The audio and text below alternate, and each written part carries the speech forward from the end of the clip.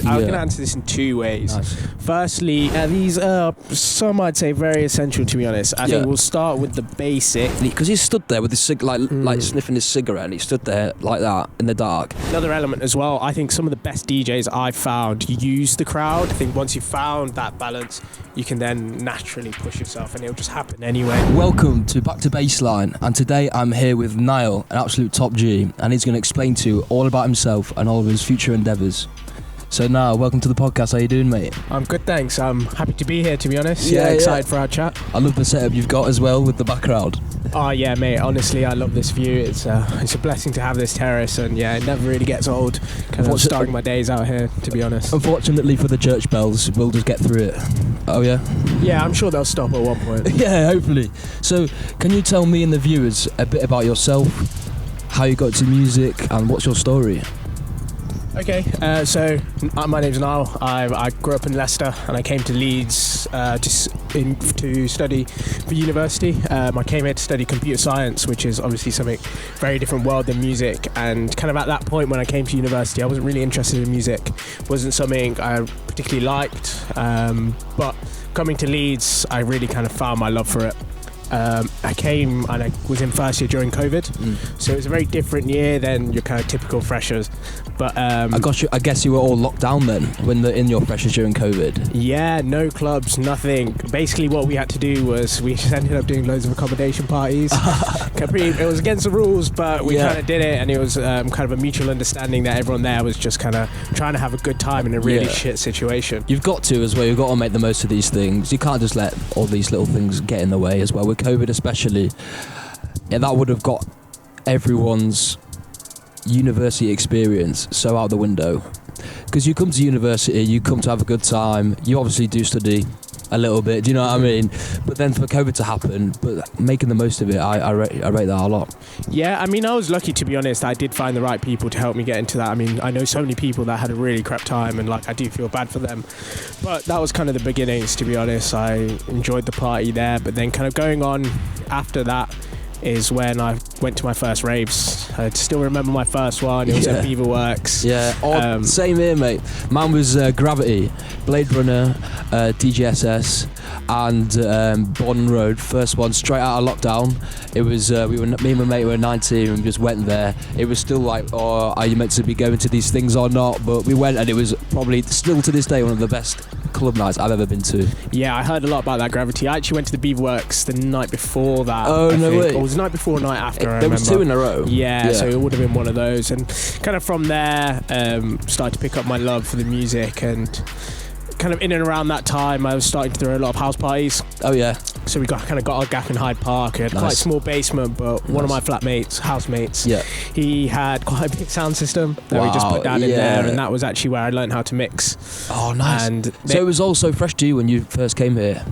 Yeah, incrediely fresh. I knew nothing about the music. I probably couldn't tell you the difference between bassline or D&B at that point, if I'm honest. Wow. You strike me as someone that knows your stuff and you grew up with music, but that's quite interesting that you didn't. No, it's a very new thing to me. I consider myself a newbie to the scene, if I'm honest, still. But it's been quite a quick learning curve for me. You know, I learned how to mix, and then 6 months later, we're putting on our first event. Yeah. Kind of 6 months later, we're doing our first club shows. It was a very quick progression, and I learned, and that was my favorite way to kind of learn, kind of really throwing myself in, and just finding out through that, and from that came my loves, particularly for the community here in Leeds. That was kind of really, that brought me in, and especially the underground side of music. That was what I fell in love with. I never really went to many commercial shows, and so I never kind of got the taste for that. It was kind of straight into the deep end there. So where in all of that was a defining moment that made you into the artist that you are today? It's quite a tricky big question, I know. Yeah, obviously there is so many different things that made me the artist I am today. Yeah. But for me, it'd be more of a recent influence, actually. It would be the first time I went to Outlook Festival. Okay. That had a massive influence, specifically on my taste. Like I was always into it a little bit before, but it was the first time I was introduced to like properly good dubstep.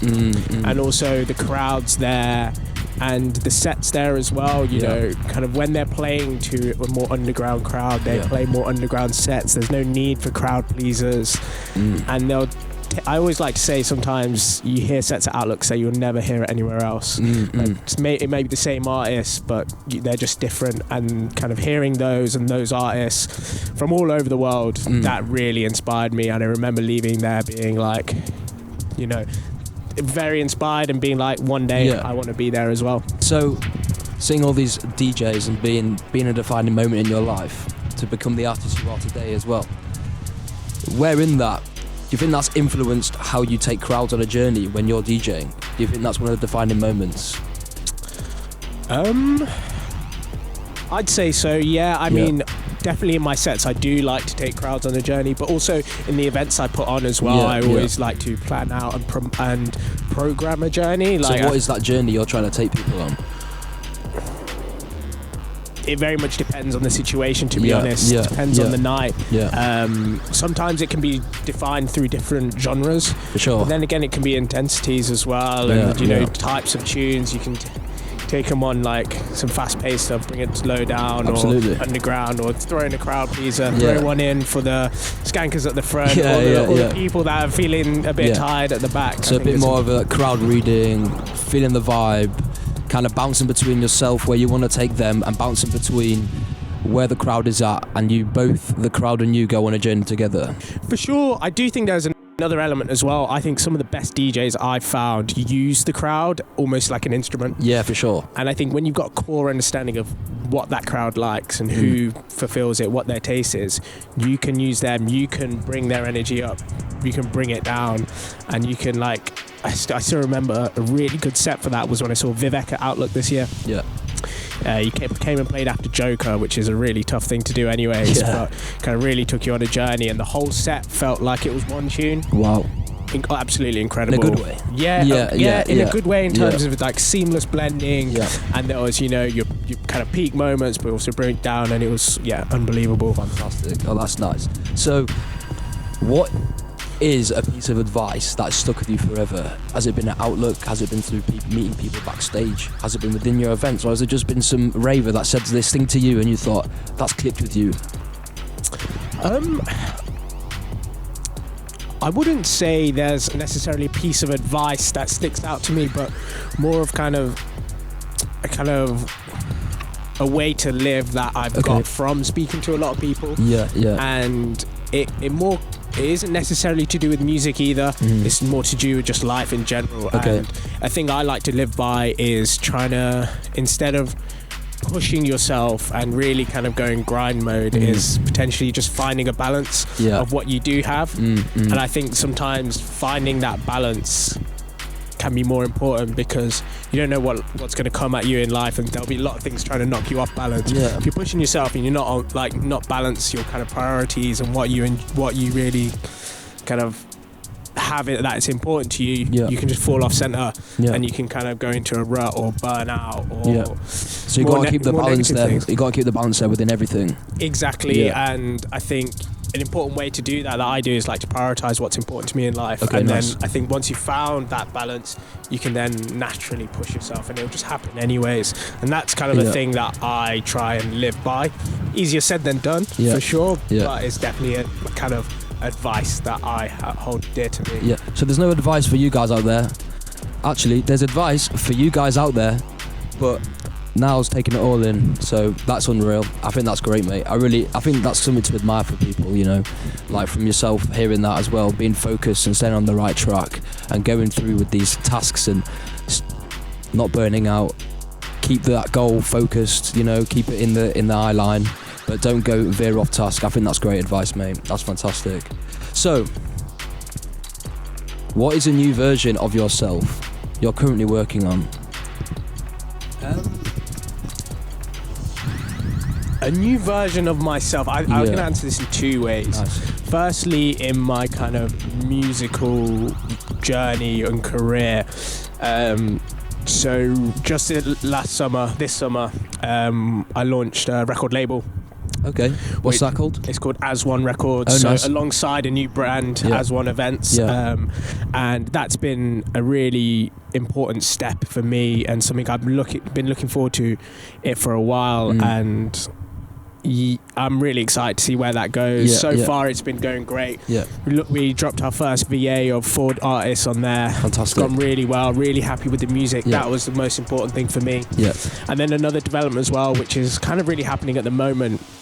Can't say too much, but I've just started to manage an artist. Nice. I'm kind of in my trial period at the minute, but that's something that's quite new to me. I'm learning as I kind of go with it. Yeah. And I feel really quite privileged, to be honest, because it's an artist I admire who's unbelievably talented, and the fact he's trusting me to kind of help him on his journey, I feel quite lucky to be in that position for sure. Yeah, it's probably seen that motivation in you, and he's probably thought, this is the guy for me. That's what I see, mate. Well, I hope so. Yeah, I think so. I would say so. You're very focused, and I think that's great, And moving forward as well with the As One events, was there anything in the past that you were working on with other people, or is it just a new thing that you've started with? It's not off the cuff. So I've been promoting events for about 3 years now.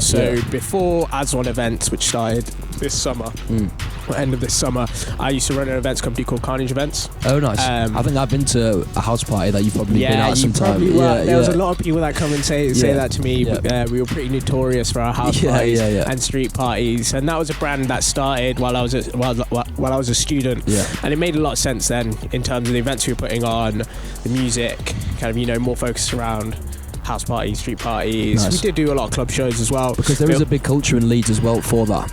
Everyone here is just about the house parties, really. And I've realised that from coming from Newcastle, that is not a thing. If you know someone, or with a big house, they'll have a house party. But here, you can walk down the street, and John, Bob and his mate have all got a house party going. You can just swan in between them all. I think it's fantastic. You go into the basements, you've got all this graffiti, you've got everyone sweating. You go to the next one and got in someone's living room. I think it's great. Yeah, agreed. If I'm honest, I think it was one of my favourite things about being a student in Leeds. Yeah. And one thing I love to think about sometimes is the history that exists within those house parties. Like you go into certain basements and you look at the walls and there's graffiti from like the early 2000s, and then you hear stories as well of like some really big name artists kind of coming to play in some certain basements. Like I do remember a time ages ago I was talking to a guy who also promotes events, and I said, I was putting a party in this certain house. I think it was on Brudenell Avenue. It was a notorious road for house parties, and he was talking about how there was a time a few years ago that he brought Morgrab to go and mix in that party. No way. How on earth I don't know how people do this, mate. And it's beyond me. They've just got these secret contacts, and it's like, oh, by the way, I know Morgrab and he's turning up. What are you on about? You know what I mean? Like, where does that come I think from? he was playing at his event, and afterwards he brought so it was like after party kind of thing. Around, Oh, that's cool, mate. I'll write that. So I'm going to switch it up. Yeah, go for it. Can you be real whilst chasing trends? So, can you still be your person, your same brand, your same vision, while still chasing trends, like doing, let's say, make a TikTok or something? No. I think if you are chasing a trend, no, but you can fall in line with a trend and do similar things that is trendy. I agree. And be authentically yourself. But if you're chasing a trend, I'd say no, because just kind of in the word chasing means that you're kind of sacrificing certain things that of your authentic self. I completely agree with that, mate. Honestly, I do. So within that, would you say artists and DJs pretend that they are extroverted and they showcase as introverted people? And how do you feel about that? I think it's an individual basis. Like I know lots of artists that are extroverted. I know lots of artists that are introverted. In my opinion, lots of them pretend that they're all extroverted. Potentially, yeah. I do know. I have met a couple of people that are like that. I also know a lot of people that are like quite introverted behind the decks. Yeah. And for me, like, it's very personal down to who you are. I always believe, and when I talk to artists, I think they should just be who they are. I don't think it matters if you're dancing loads behind the decks or just like literally stood still. Like, so about your, like, I'm gonna say aura, but it's about your vibe behind the decks, like how you like come across. Like, I can't remember what his name was, but me and a mate went to Mint Warehouse and we were stood there, and I looked to my left and I go, is that guy all right? And he's like, and I'm like, I go up to him, I'm like, I go to like, hey, mate, are you alright? Because he stood there with his like sniffing his cigarette, and he stood there like that in the dark. And my mate goes, no, that's a DJ, that's a DJ. Turns out he was like warming up and like feeling the vibe of the room, and then he got on, and it was like the sickest house I've ever seen, mate. Yeah. Honestly, I think most artists I find are probably more introverted than extroverted, especially producers. It's like they're like waiting to just like pop, you know what I mean? Yeah, sometimes I think sometimes it's like with music, you know, DJing for some people is a secondary thing. Yeah, you know what I mean? It just kind of comes with it, especially if they're a producer. Yeah, I think, you know, DJing is kind of just an outlet for them to showcase their music. It's not necessarily a performance thing. Absolutely. I wish I got the more opportunities, to be fair, to showcase my things, but I don't think it was at the level.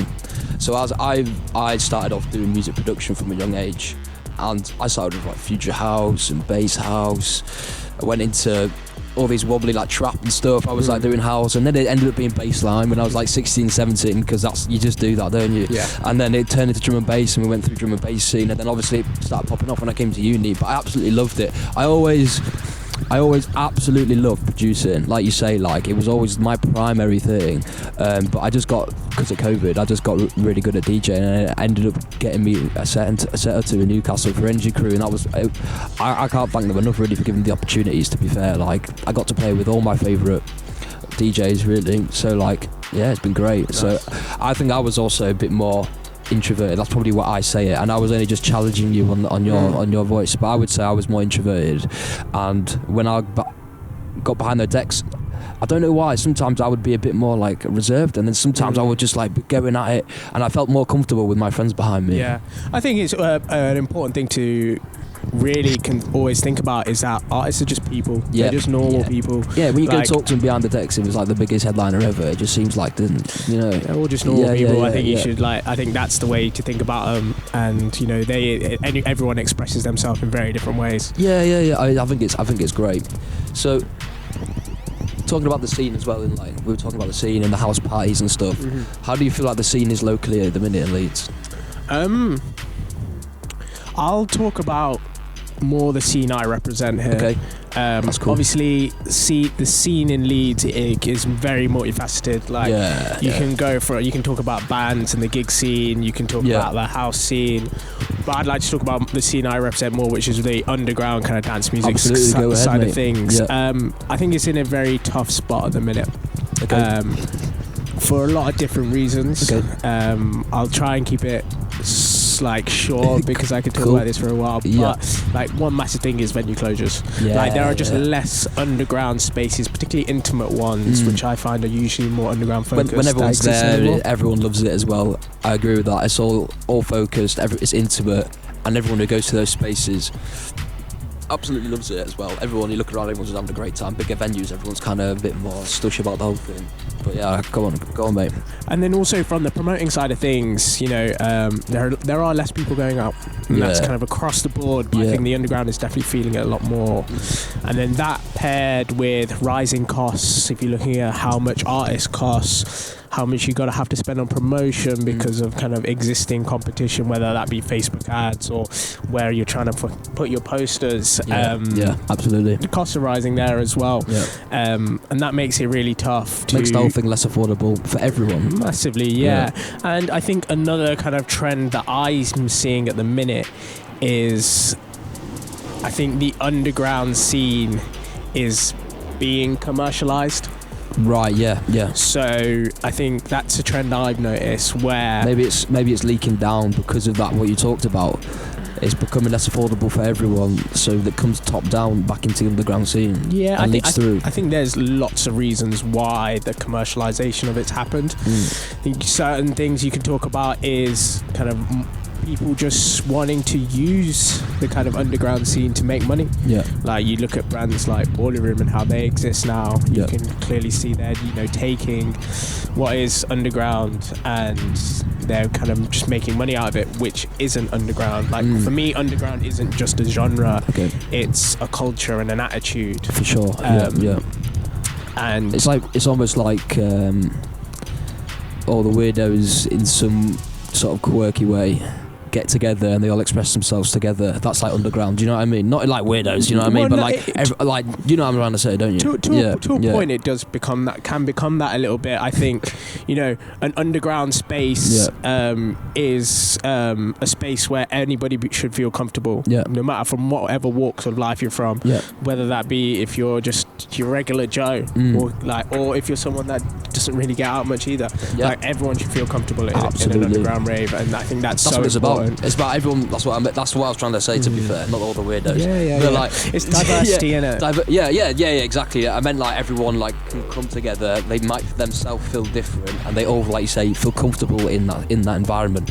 You put it better than I did. I think underground crowds are something that are incredibly important, and I think sometimes I go to branded underground events that showcase typically underground music, and even in underground venues, and I go and it doesn't have an underground feel. And I think that sometimes I felt that's such a massive shame and really kind of impacted on my personal experience at those events. For sure, mate. I would agree. I've been to some underground stuff as well. You walk into the door and it's just full of like, well, not full, there's like 5 Rasta men just there, just chilling on the side, and you've got some guy tweaking all the knobs, mate, like doing all the dub stuff, and it's just like... Sounds like sub-dub to me. Yeah, I think it was Iration Steppers. Yeah. And it was just there and walking, and all just there like that. I'm like, I quite like this place. I'll stay here for a bit. And then like, because obviously I didn't look like half it, but no one even cared. It doesn't matter. Exactly. Like everyone, we all just there, like bopping away. Like he's just there, like twisting all these things, and it's just great. Look. Yeah, and I think there's a few different reasons why there's been that kind of trend of kind of underground. Well, I've noticed. Yeah. Of like underground events not having an underground feel, because I think it's a trap promoters fall into. Yeah. When you can't sell tickets or you struggle to, you're just going to promote to anyone you can and sell tickets to anyone you can, and like I get it, like I know why it's happening. Want to make it happen, and the only way you can make it happen is by like kind of making it a bit commercial, making a bit of money out of it. But I've kind of got to the point with my events where I don't want to do that. Yeah. For me, that vibe and that crowd and that underground feel is incredibly important, and I don't want to compromise on that, even if it means I'm going to sell less tickets, make less money. Like that authentic experience is incredibly important to me, and that's what I want to come across at my club shows. That is a great thing to represent, I think. So yeah, any of you guys wanted to start an event, do it like him, I'm telling you. So Niall, we're going to do a little thing here. What are 5 things, I know you've brought a little bag with you, so can you get your bag out? What are 5 things that you bring to your sets? Essential items. Yeah, these are some I'd say very essential, to be honest. I think we'll start with the basics. Oh yes. So I've obviously got my USB. Oh yeah. Right here. We'll show it to the camera a little bit. Usually I'll always be bringing a backup as well. I've got that on me at the minute. Gosh, In here I've got my ear protections. Shout out Redline. Yeah. Best ear protection going. Very affordable. These are ear protection, incredibly important, especially I don't think you have to be working in the industry. If you go to raves, you should protect your ears. Absolutely. I've already found myself getting a bit deaf, I can't lie. Yeah, and you know what, you want to be protecting it way before then.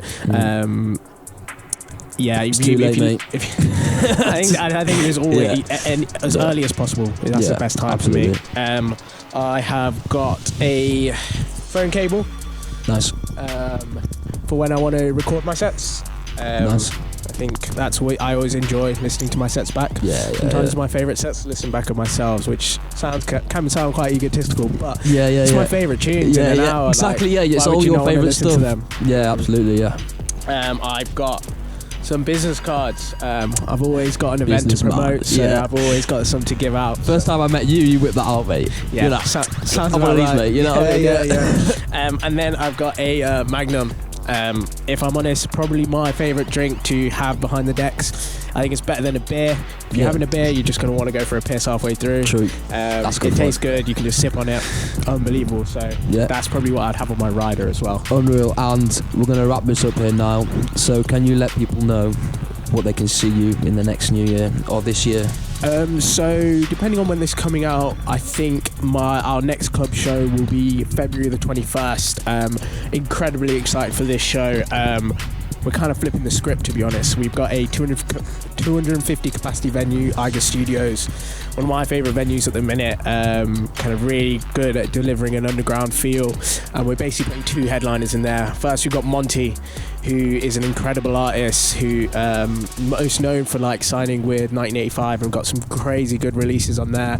Headline Boomtown this year, really good artist, and he's going to be delivering a set kind of half dubstep, half D&B. And then we've got our second headliner. It's an artist called DLR, most known for his label Sofa Sound Bristol. Incredible label, really kind of innovative in the kind of drum and bass sounds. And we've got our MC for the night was going to be a guy called Freddie B, really up and coming, incredible vocalist, like really kind of great at crowd control. Really excited for this event. Got some amazing local support on it. Going to be a journey from kind of darker garage, dubstep, and to D&B at the end. Really excited. Hopefully I'll see you there. I'll be there, mate. I love DLR and Freddie B. That's a secret little thing for me. I love it. Yeah. But I'll be there. Well, thank you very much for coming on. Cheers for having me, mate. And yes, see you later, guys. Thank you. Cheers. Bye-bye.